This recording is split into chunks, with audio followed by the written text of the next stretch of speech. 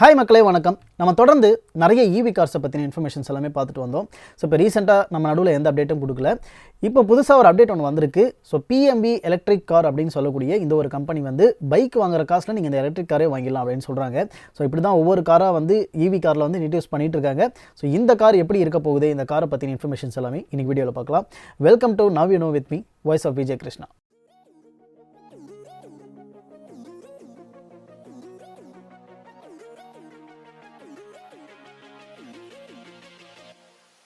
Electric காரை நம்ம எதுக்கு வாங்கணும் அப்படிங்கிற கொஸ்டின் வந்து ஃபஸ்ட்டு நமக்குள்ளே வரும். ஃபஸ்ட்டு நம்ம தோன்ற ஒரு பதில் என்னவாக இருக்கும் அப்படின்னா, பெட்ரோல் விலை அதிகம், டீசல் விலை அதிகம், அதுக்கான மெயின்டெனன்ஸ் அதிகம், எல்லாமே அதிகம். ஒரு நார்மலான ஒரு கார் வாங்கி நம்ம பயன்படுத்துகிறோம் அப்படின்னா, மெயினாக இந்த ஃபியூவலோடைய கன்சப்ஷன், இந்த பெட்ரோல் டீசல் விலையை குறைக்கிறதுக்காக நம்ம வந்து ஃபஸ்ட்டு எலக்ட்ரிக் காருக்கு போகலாம். இது வந்து நம்மளுடைய இந்த டெய்லி பட்ஜெட்டு, மாத பட்ஜெட்லேருந்து நமக்கு கொஞ்சம் வந்து சேவ் பண்ணணும் அப்படிங்கிறதுனால எலக்ட்ரிக் காருக்கு மாறணும்னு எல்லாம் முடிவு பண்ணுறாங்க. கவர்மெண்ட் வலியுறுத்தக்கூடிய ஒரு விஷயம் என்ன அப்படின்னா, பொல்யூஷனை கண்ட்ரோல் பண்ணுறதுக்கு எலக்ட்ரிக் கார்ஸ் வந்து ஒரு பெஸ்ட் சொல்யூஷனாக இருக்கும். கார்பன் உமிழை வந்து கொஞ்சம் கட்டுப்படுத்தலாம் அப்படிங்கிறது தான் எலக்ட்ரிக் கார்ஸ்க்கு கொடுக்குற இவ்வளவு முக்கியத்துவமாக அமைது. அந்த வகையில் PMV எலக்ட்ரிக் அப்படின்னு சொல்லக்கூடிய இந்த PMV கம்பெனியானது பாம்பேவை சேர்ந்த ஒரு கம்பெனியாக இருக்குது. இந்த கம்பெனி என்ன பண்ணுறாங்க அப்படின்னா, எப்படி டாடா அவர்கள் நேனோவை இன்ட்ரடியூஸ் பண்ணாரோ, எப்படி பைக் யூஸ் பண்ணுறவங்கலாம் காருக்கு வரணும் அப்படிங்கிற மாதிரி ஒரு சின்ன காரை டாடா இன்ட்ரடியூஸ் பண்ணாரோ, அதே மாதிரி தான் பார்த்தீங்க அப்படின்னா இப்போ இந்த கார் வந்து PMV எலக்ட்ரிக் அப்படின்னு சொல்லக்கூடிய இந்த கார் ஒரு சின்ன சைஸில் இருக்கக்கூடிய ஒரு காராக தான் இருக்குது. இந்த காருக்கு வந்து Eas-e எலக்ட்ரிக் அப்படிங்கிற பேர் வச்சுருக்காங்க. அதாவது Eas-e அப்படின்னா ஈஸியாக நீங்கள் இந்த காரை ட்ரைவ் பண்ண முடியும். எல்லா விதத்துலையும் இந்த கார் ஈஸியாக இருக்கும். இதோட ஸ்பெசிஃபிகேஷன்ஸ் எல்லாமே உங்களுக்கு ரொம்ப ஈஸியான வகையில் இருக்கிறதுனால இது Eas-e அப்படிங்கிற ஒரு வகையில் இந்த காருக்கு பேர் வச்சுருக்காங்க. இவங்க எல்லாருக்கும் முன்னாடியே வந்து என்னதான் மஹேந்திரா அவங்களுடைய எலக்ட்ரிக் காரை ஃபஸ்ட்டு இந்தியாவில் லான்ச் பண்ணியிருந்தாலும், இன்னும் மஹேந்திரா வந்து இந்த எலக்ட்ரிக் காரோடைய ஃபீல்டுக்குள்ளே அவங்களுடைய இடத்தை பிடிக்கிறதுக்கு டைம் ஆகும். மஹேந்திராவுடைய அடுத்த நிறைய அப்டேட்ஸ் எல்லாமே ஈவியில் வரப்போகுது. ஸோ அதை பற்றி நம்ம அடுத்த வீடியோவில் பார்க்கலாம். இப்போ இந்த காரோடைய பிரைஸ் என்ன, இதுக்கான முன்பதிவு எவ்வளோ பண்ணணும், இதில் என்னென்ன ஸ்பெசிஃபிகேஷன்ஸ் இருக்குன்றதை ஒன் பை ஒன்னாக பார்க்கலாம். வெறும் 2000 கொடுத்து இந்த காரை வந்து உங்களால் முன்பதிவு செஞ்சுக்க முடியும். இந்த காரோடைய ப்ரைஸும் வந்து மலிவாக தான் இருக்கும் அப்படின்னு சொல்கிறாங்க. இந்த 2000 முன்பதிவு பண்ணுறது ரொம்ப ஒரு அஃபோர்டபுளான அமௌண்ட்டாக இருக்கும். எல்லாருக்குமே சரி, மிடில் கிளாஸ்லேருந்து யாரெல்லாம் இருக்கிறாங்களோ எல்லாருக்குமே இது அஃபோர்டபுளான அமௌண்ட்டாக இருக்கும். அதுவும் இல்லாமல் இது வந்து ஒரு சிட்டி ஃப்ரெண்ட்லி கார் அப்படின்னு சொல்கிறாங்க. இப்போ இருக்கக்கூடிய சிட்டி டிராஃபிக்கில் நம்ம வந்து ஒரு இடத்துக்கு பிளான் பண்ணி ட்ராவல் பண்ணி போகணும் அப்படின்னா அதுக்கு நம்ம 1 hour முன்னாடியே கிளம்பினா தான் அந்த பிளானிங் வந்து ஓரளவுக்கு சக்ஸஸ் ஆகும். அப்படி இருக்கக்கூடிய இந்த அளவுக்கு டிராஃபிக்கில் நம்மளுடைய காருக்கான அந்த பெட்ரோல் செலவு, அந்த பெட்ரோல் விரயம் அப்படிங்கிறது ரொம்ப அதிகமாக இருக்கும். ஸோ அதை தடுக்கிறதுக்கு இந்த மாதிரியான சின்ன சின்ன ஈவி கார்ஸ் வர்றது அப்படிங்கிறது ரொம்ப சப்போர்ட்டிவாக தான் இருக்கும். பட் நார்மலாக ஒரு ஈவி கார் வாங்கணும் அப்படின்னா ஸ்டார்டிங் ப்ரைஸ் பார்த்தோம்னா 8 lakhsலேருந்து ஸ்டார்ட் ஆகும், இல்லைனா 12 lakhsலேருந்து ஸ்டார்ட் ஆகும், 15 lakhs வரைக்கும் போகும். ஈவி கார்ஸோடைய அந்த பேட்டரி டியூரேஷன், அதாவது அதோட லைஃப் அப்படிங்கிறது அதிகமாக கொடுத்தாலும் திரும்ப நீங்கள் அந்த பேட்டரியை ஃபுல்லாக ரீப்ளேஸ் பண்ணோம் அப்படின்னா அதுக்கு கண்டிப்பாக நீங்கள் ஒரு 2 lakhs ஆகுது செலவு பண்ண வேண்டியதாக இருக்கும். ஸோ இது எல்லாமே வந்து ஈவி கார்ஸில் இருக்கக்கூடிய ஒரு டிஸ்அட்வான்டேஜாக தான் நிறைய பேர் பார்த்துட்டு இருக்காங்க. இதனால தான் வந்து இன்னும் ஈவி கார்ஸ்க்கு மாறாமையே வந்து வெயிட் பண்ணிட்டு இருக்காங்க நிறைய பேர். இது வரைக்கும் இந்த PMV எலக்ட்ரோடைய Eas-e காரோடைய புக்கிங் பார்த்தோம் அப்படின்னா கிட்டத்தட்ட 6000 ப்ரீ புக்கிங் நடந்திருக்கிறதா சொல்லியிருக்காங்க. ஆல் ஓவர் இந்தியா, அதுக்கப்புறம் வந்து அவுட் ஆஃப் இந்தியன் கண்ட்ரிலேருந்தும் நிறைய ஆர்டர்ஸ் வந்திருக்கு அப்படின்னு சொல்லியிருக்காங்க. அவுட் ஆஃப் இந்தியன் கண்ட்ரிலேருந்தும் இந்த ஒரு இந்தியன் காருக்கு ஆர்டர்ஸ் வரதுக்கான காரணங்கள் வந்து ஒரு முக்கியமான விஷயம் இருக்குது. என்னென்னு பார்த்தோம்னா, இந்த ஈவி காரில் பயன்படுத்திருக்கக்கூடிய அந்த சேசிஸ் அப்படிங்கிறது வந்து ஒரு டிஃப்ரெண்ட்டான சேசிஸ் தான் பயன்படுத்தியிருக்காங்க. இப்போ இருக்கக்கூடிய பெரிய பெரிய கார்ஸில் ஒரு ஹுண்டாயாக இருக்கலாம், இல்லைனா வந்து ஒரு டொயோட்டோ கார்ஸில், ஒரு மாருதியில், இந்த மாதிரியான கார்ஸில் பயன்படுத்தக்கூடிய டிஃப்ரெண்ட் டைப்ஸ் ஆஃப் சேசிஸை வந்து இதில் ஒரு குறிப்பிட்ட சேசிஸை பயன்படுத்தியிருக்காங்க. அதாவது மோனோகாக் சேசிஸ் அப்படின்னு சொல்லக்கூடிய அந்த சேசிஸை பயன்படுத்தியிருக்காங்க. இது என்ன டிஃப்ரெண்ட் அப்படின்னு பார்க்குறப்ப சேசிஸில் கிட்டத்தட்ட 4 டைப்ஸ் இருக்குது.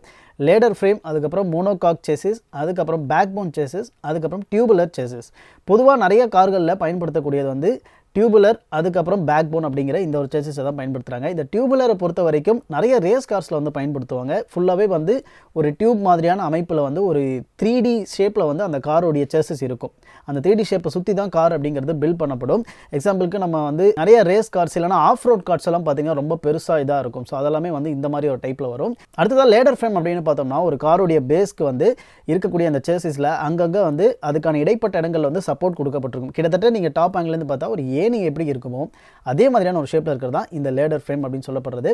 பேக்போன் ஃப்ரேம் அப்படிங்கிறது என்னன்னா, இந்த பேக்போன் சேசிஸ் வந்து ஒரு முதுகு தண்டோடம் எப்படி இருக்குமோ அதே மாதிரி சேம் டைப்பில் வந்து பார்த்தீங்கன்னா ஒரு காருக்கான அந்த அடித்தளம் அப்படிங்கிறது அமைக்கப்பட்டு டயரோட வந்து ஜாயின் பண்ணியிருப்பாங்க. ஸோ இதுதான் பேக்போன் ஃப்ரேம் அப்படிங்கிறது. இந்த மோனோகாக் சேசிஸ் எப்படி டிஃப்ரெண்ட் ஆகுது இது எல்லாத்தையும் விட அப்படின்னு பார்க்குறப்ப, இது ஒரு ஃபுல்லி மோல்டட், ஒரு சிங்கிள் மோல்டட் அப்படின்ற மாதிரியான ஒரு ஃப்ரேம் தான் இதில் இருக்கும். இப்போ இருக்கக்கூடிய அனைத்து கார்களுமே மேக்ஸிமம் இந்த ஒரு மோனோகாக் சேசிஸை தான் பயன்படுத்துகிறாங்க சேஃப்டி பர்பஸ்க்காக. அதுவும் இல்லாமல் இது வந்து லைட் வெயிட்டாகவும் இருக்கும், நல்ல ஒரு வலிமையானதாகவும் இருக்கும்ன்றதுனால இதை பயன்படுத்திட்டு இருக்காங்க. இந்த ஒரு விஷயத்தை இவங்களுடைய PMV எலக்ட்ரிக்கில் இருக்கக்கூடிய இந்த Eas-e எலக்ட்ரிக் கார்ஸில் வந்து இவங்க பயன்படுத்துகிறாங்க. ஸோ இது இன்னும் சேஃப்டியாக இருக்கும் அப்படிங்கிறதுனால தான் இந்த காரை வந்து ஃபாரின் லென்ஸில் கூட இவங்களுக்கான அந்த ஒரு ஆர்டர்ஸ் வந்துட்டுருக்கு அப்படின்னு சொல்லிட்டு இருக்காங்க. பொதுவாகவே இந்த வகையாக இருக்கக்கூடிய சின்ன கார்ஸ் எல்லாமே மைக்ரோ கார்ஸ் அப்படின்னு அழைக்கப்படுது. இந்த கார்ஸ் ஈஸியாக உங்களால் பார்க் பண்ண முடியும், ஈஸியாக உங்களால் இதை வந்து சார்ஜ் பண்ணிட முடியும், ஈஸியாக உங்களால் இதை வந்து டிரைவ் பண்ண முடியும். ஸோ அந்த மாதிரி எல்லாமே ஈஸியாக இருக்கிறதுனால தான் இதுக்கு Eas-e எலக்ட்ரிக் அப்படிங்கிறத அவங்க பேராகவே வச்சுருக்காங்க.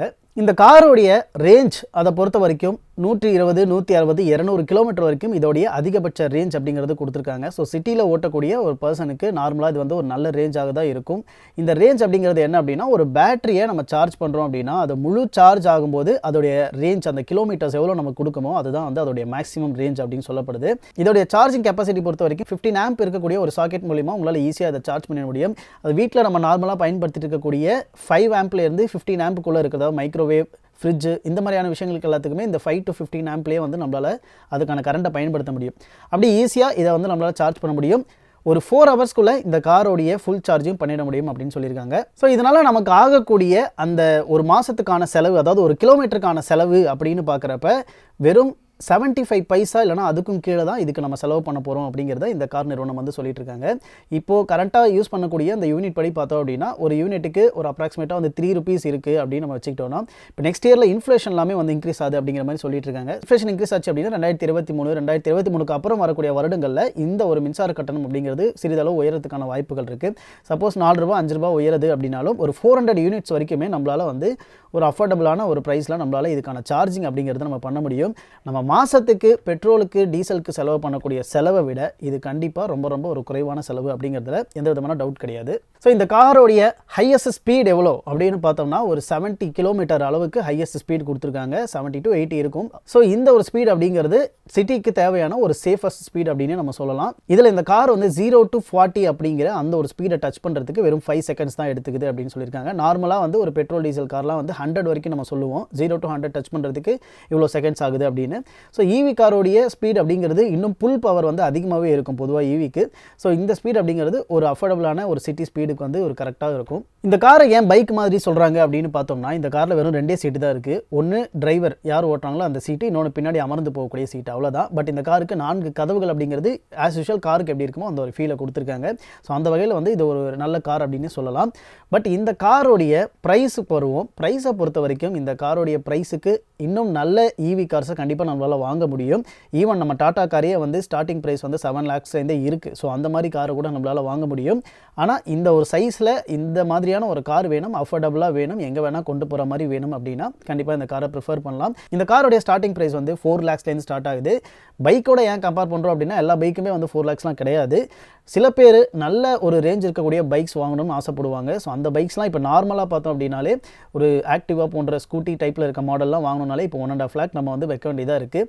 ஸோ இதையும் தாண்டி நல்ல ரேஞ்ச் இருக்கக்கூடிய பைக்ஸ் 400cc 600cc பைக்ஸ்லாம் இப்போ 2.5 lakhs மேலே போயிடுச்சு. அந்த ரேஞ்சில் பைக் வாங்குறவங்களுக்கு இந்த ஒரு சின்ன ஈவி கார் வெறும் 4 lakhsல கிடைக்க போகுது அப்படின்னா, அதாவது ஸ்டார்டிங் வேரியேஷன் சொல்கிறேன். ஹை பேட்டரி வந்து அதுக்கடுத்து 6 lakhs 7 lakhs அப்படிங்கிற மாதிரி போகுது. ஸோ இந்த ரேஞ்சில் வாங்கினாங்க அப்படின்னா ஃபியூச்சருக்கு வந்து அவங்களுக்கான செலவுகளை வந்து அவங்களால மிச்சப்படுத்த முடியும்.